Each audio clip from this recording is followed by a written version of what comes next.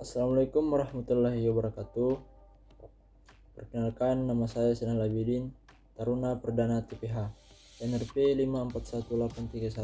5418311234 Baik, di sini saya akan menjelaskan tentang pelabelan produk pangan. Latar belakang: masyarakat berhak untuk memperoleh informasi benar, jelas, jujur tentang pangan yang dikonsumsi, bahan yang digunakan, tanggal kadaluarsa, serta gizi atau komponen yang diklaim. Label pangan: identitas produk, sarana untuk memperoleh informasi benar dan tidak menyesatkan, serta tulisan, gambar, bentuk lain konsumen mengambil keputusan. Definisi label: keterangan mengenai pangan yang berbentuk gambar, tulisan kombinasi keduanya yang disertakan pada pangan, dimasukkan ke dalam, ditempelkan pada, dicetak pada atau merupakan bagian kemasan pangan. Tujuan pelabelan: masyarakat mempunyai informasi yang benar dan jelas tentang asal, keamanan, mutu, kandungan gizi, serta keterangan lainnya yang wajib diketahui pada label, yaitu pangan yang telah melalui proses pengemasan akhir dan siap untuk diperdagangkan, tidak untuk pangan yang dibungkus di hadapan pembeli. Syarat label: keterangan benar dan tidak menyesatkan, tidak mudah lepas, luntur dan rusak. Label harus jelas, mudah dilihat dan dibaca, tulisan, letak, gambar dan pewarna. Keterangan pada label, yaitu nama produk, komposisi, daftar bahan yang digunakan, berat bersih, nama dan alamat yang pihak memproduksi atau memasukkan pangan, serta ke dalam wilayah Indonesia, nomor pendaftaran, keterangan kadaluarsa, tanggal dan atau kode produksi. Nama produk: persyaratan identitas produk harus menunjukkan sifat dan atau keadaan produk pangan, nama lazim atau umum dalam bahasa Indonesia, penggunaan bahasa asing secara terbatas, serta pencantuman komposisi. Nama yang lazim digunakan dilakukan secara berurutan, dimulai dari bagian yang terbanyak digunakan kecuali vitamin, mineral, zat, penambah gizi lainnya.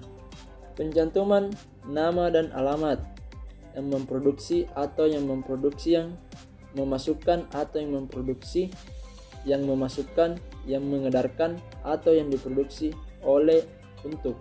Penilaian keamanan pangan, pendaftaran pangan, bagian dari pengemasan pangan, penilaian keamanan mutu dan gizi pangan. Surat persetujuan pendaftaran, nomor pendaftaran BPOM RI MD atau BPOM RI ML, tanggal kadaluarsa, baik digunakan sebelum daya simpan kurang lebih 3 bulan 26 April 2007, daya simpan kurang lebih dari 3 bulan Januari 2008. Dapat dicantumkan pada tutup botol, bagian bawah, kaleng, bagian atas dos, dan tempat lain yang sesuai dengan dan mudah terbaca. Kode dan tanggal produksi, penjelasan mengenai riwayat produksi pangan yang bersangkutan, tanggal, bulan, tahun, dan lain-lain. Berikutnya, larangan, nama, logo, atau identitas lembaga yang melakukan analisis tentang produk pangan, pernyataan fungsi sebagai obat, pernyataan dapat menyehatkan, mencantumkan nama atau kata tonik, menggunakan nama dan gambar tokoh. Keterangan lain seperti cara penyiapan, cara penyampaian, informasi nilai gizi, mengandung babi, perhatian, tanda perhatian, dan tidak cocok untuk bayi. Pangan fungsional, peran pangan fungsional. Selama manusia hidup, pangan tetap dibutuhkan. Pangan akan selalu menjadi isu penting. Terjadi pergeseran peran pangan dari hanya kenyang ke yang penting, enak, yang bermanfaat bagi tubuh.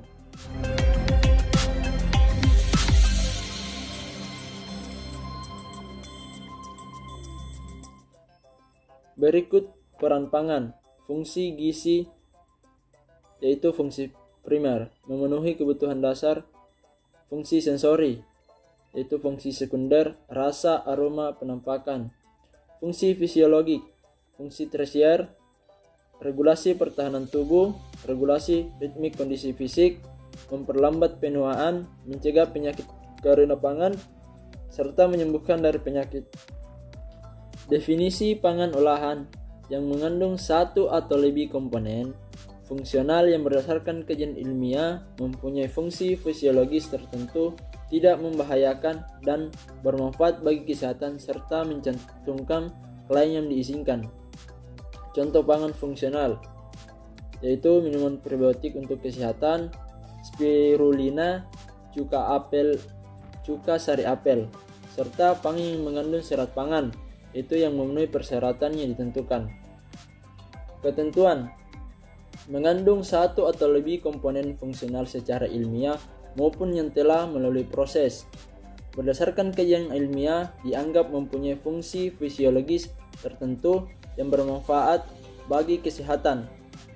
Disajikan dan dikonsumsi sebagaimana layaknya makanan atau minuman dan memiliki karakteristik sensori seperti penampakan, warna, tekstur, atau konsistensi dan cita rasa yang dapat diterima konsumen. Bahan memenuhi standar mutu yang persyaratan keamanan berdasarkan kajian ilmiah dan tim Mitra Bestari.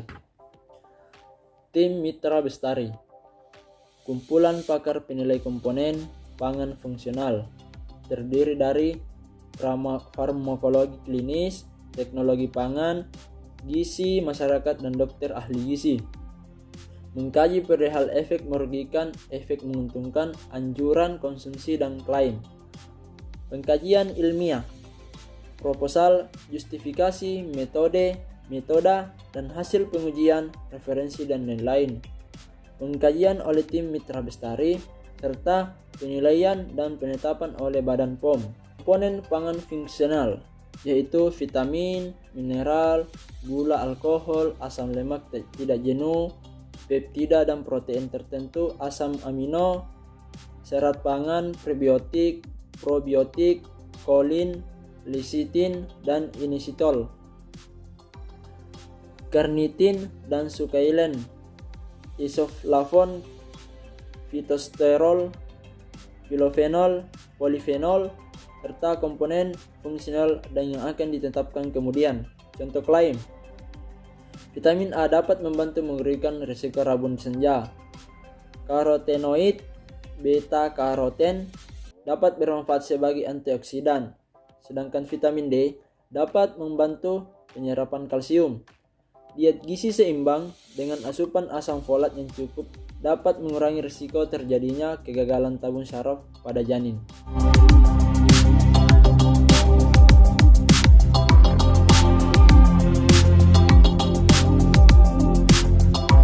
Makanan pendamping ASI. Makanan bergizi yang diberikan di samping ASI kepada bayi berusia 6 bulan ke atas atau berdasarkan indikasi medik sampai anak berusia 24 bulan untuk mencapai kecukupan gizi. MP atau ASI tidak dimaksudkan untuk menggantikan ASI dan bayi yang diberi MP ASI tetap diberikan ASI. Standar MP ASI penting untuk perlindungan bayi anak, kelompok rawan, sebagian mengalami masalah gizi, dan untuk menghindari masalah kesehatan di kemudian hari, serta mengakomodir inovasi produk dalam rangka perdagangan yang jujur dan bertanggung jawab. Standar MP ASI SNI 01 3842 1995 makanan pelengkap serealia instan untuk bayi dan anak, serta SNI 01 445 1998 biskuit untuk bayi dan balita. Makanan pendamping ASI bubuk instan, makanan pendamping ASI biskuit, makanan pendamping ASI siap masak, serta makanan pendamping ASI siap santap. Beberapa persyaratan spesifik. Yang pertama, kadar air, kadar abu, kepadatan energi, karbohidrat, lemak, protein, vitamin, dan mineral. Yang kedua, bahan tambahan pangan. Yang ketiga, cemaran logam, cemaran mikroba, residu, pestisida, dan cemaran lainnya. Yang keempat, kakao yang hanya dapat digunakan pada produk untuk bayi yang berusia di atas 9 bulan.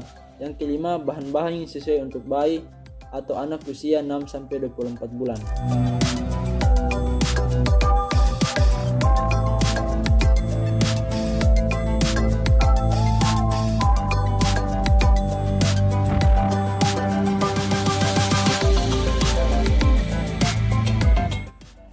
Zat gizi yang wajib dicantumkan yaitu ada 5, energi total, lemak total, protein, karbohidrat total, serta natrium.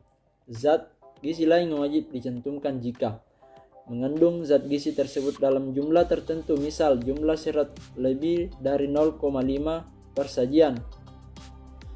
Yang kedua, dipersyaratkan untuk ditambahkan atau difortifikasi, misalnya vitamin dan mineral yang harus ditambahkan pada MPASI.